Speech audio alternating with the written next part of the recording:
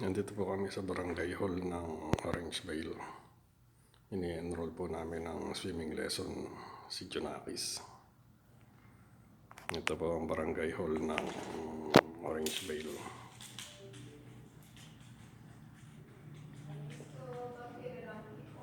Yes.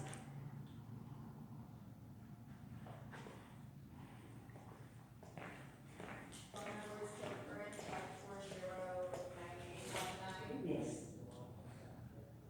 Basketball court po ng barangay hall. Hindi po pwede dito ang mga basketball court sa karsada.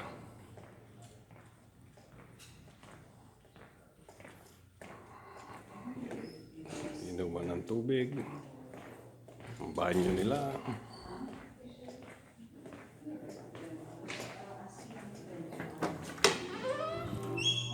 Ito po ang banyo ng barangay hall.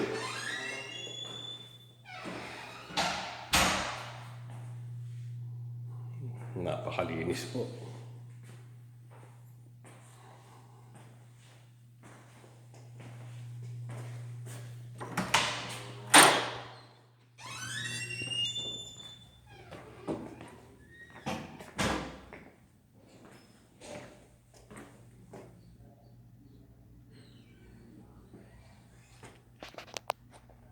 Ito po yung likod ng barangay hall dito sa Orangevale, barangay Orangevale.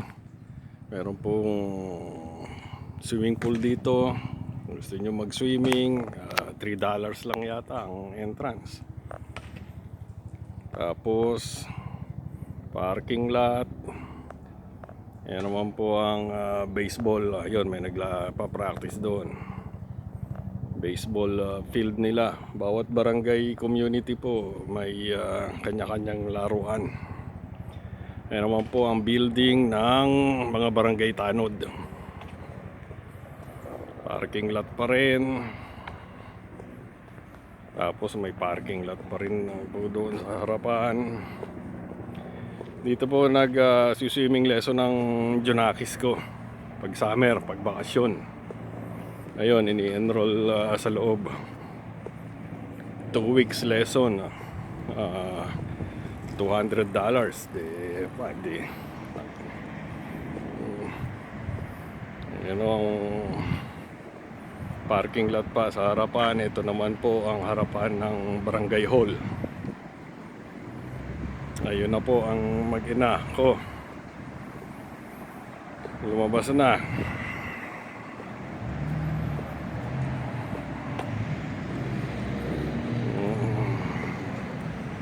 Ano, magkano binayaran?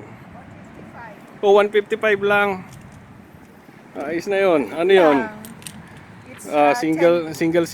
private lesson, July 14 to July 24. Okay. Oh, happy na naman si Junakis. Oh. May swimming na naman siya. Kita nyo naman ang attire niya, no? Wala na, dalaga na. Oh, we have to buy you a Wala thing, na kaming swimsuit. baby. Yung ano ha? Okay, let's go. Okay, maraming salamat po sa pagsama po sa amin muli. At ayan naman po yung maliit na park sa side ng barangay namin. Gusto nyo mag-barbecue dyan, pwede.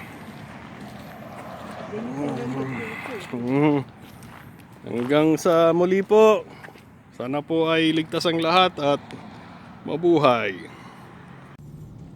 Maghahanap po kami ng makakainan. Nagugutom na po daw ang Mayora. Ayan po yung park nung barangay namin, no? Sarap maglakad-lakad dyan.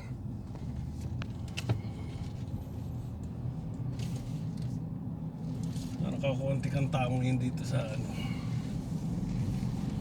Kasi may school pa, sweetheart. Ito po ang tinatawag na Community center. community center. Parang pinaka-barangay hall po ng barangay Orangevale.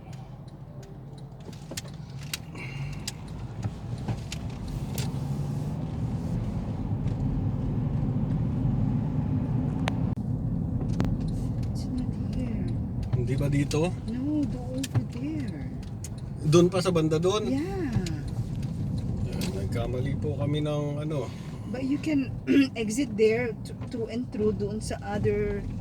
Nagkamali po kami ng This is paso. different. Nga ba ang sinasabi ko eh. Oh, there's a blue house here, Korean barbecue. Wow. Baka may makita dyan na interesting. Oh. Yung Korean barbecue. I think. Baka gusto nyo. No, I'm too full for Korean barbecue. Yan po iniingatan namin dito, yung mga ganyan tumatawid. Pedestrian po ang may rights ng lahat. Hindi katulad sa Pilipinas na sinasagasaan. Isang ano sa atin, nakakatakot pag naglalakad.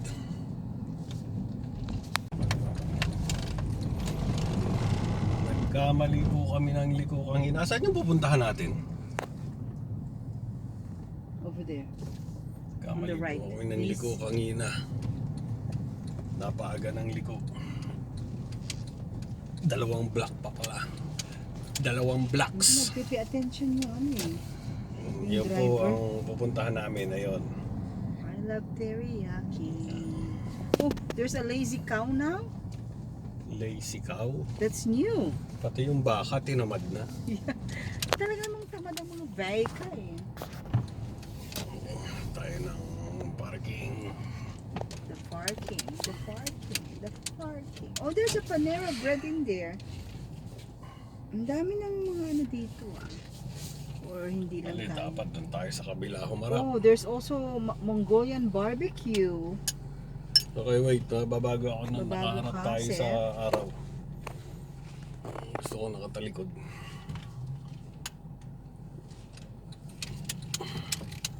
Masyadong magenit.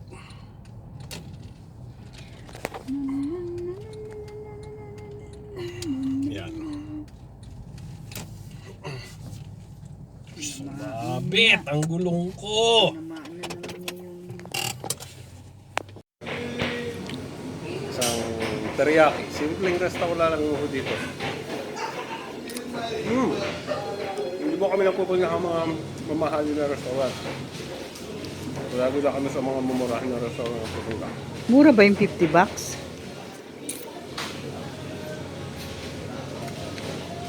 Para tuwan-tuwa ang nanos ko. Okay na lang. Nahuli kami makakain dito. Tila 7 years ago pa, no? Yeah, 7 years ago pa, nahuli kami makapunta dito. Hinihintay pa po namin yung para sa aming mag-asawa.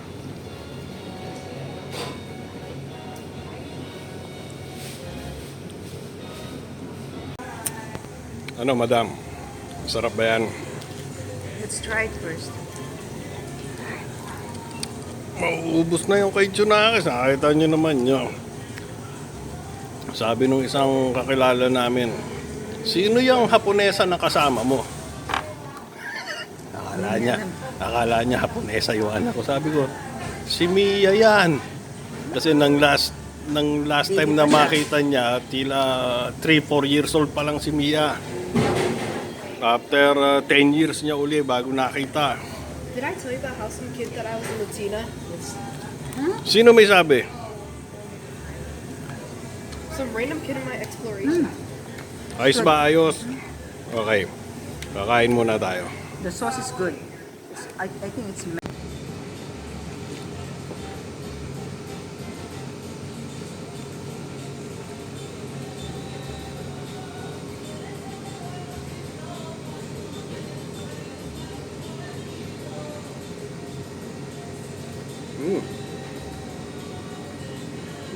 Masarap nga yung masarata. Told you.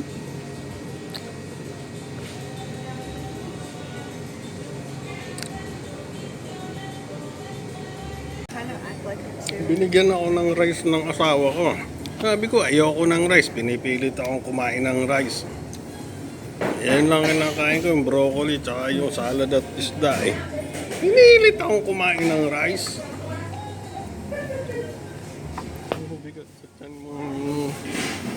Pero wala naman akong magawa. Kasi kaharap ko siya eh, kaya kailangan kainin ko. Right, sweetheart? Very Ako good. nag-ganito eh. Ha? Ikaw ang nag-bike nito. No? Hindi ah. Hindi ko po alam kung naririnig nyo yung music na tumutugtog dito ngayon.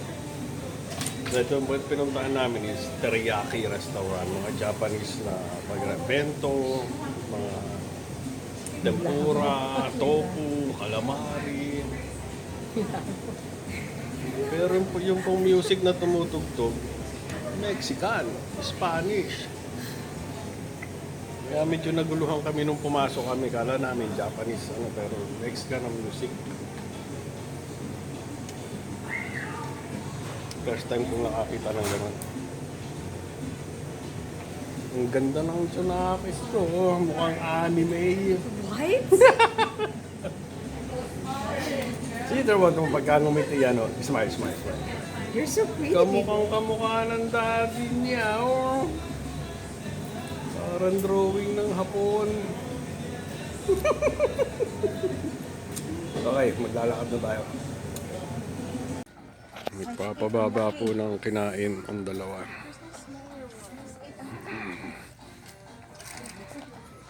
Nabusog po daw sila ng husto kaya nagyaya dito, nakita namin sa tabi ng kinainan namin. Tara, magpababa muna tayo ng kinain. Ayan, abalang-abala po yung dalawa. Nagkakagulo sa mga nakahangir. Where? Oh, then we tried first. Kaya pati ng bathing suit si Jonakis na gagamitin sa kanyang swimming lesson kasi yung ginamit last year maliit na. Maliit na ba yun? Yeah, maliit na sa kanya yun. Para siyang nakatong doon pagka yun ang pinagamit mo. Oh, this is cute. Sa mga... This is really... Alam, hindi, parang shorts ang ginamit niya last year eh. Yeah. Baka pwede sa akin. Pagkatapos po nito, uuwi na kami at maraming salamat po uli sa panonood. At hanggang sa muli po, pangalawang paalam ko na to sa isang episode. Mag-ingat po tayong lahat at mabuhay.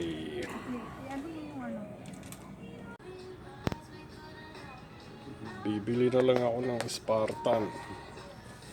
20 piraso pa.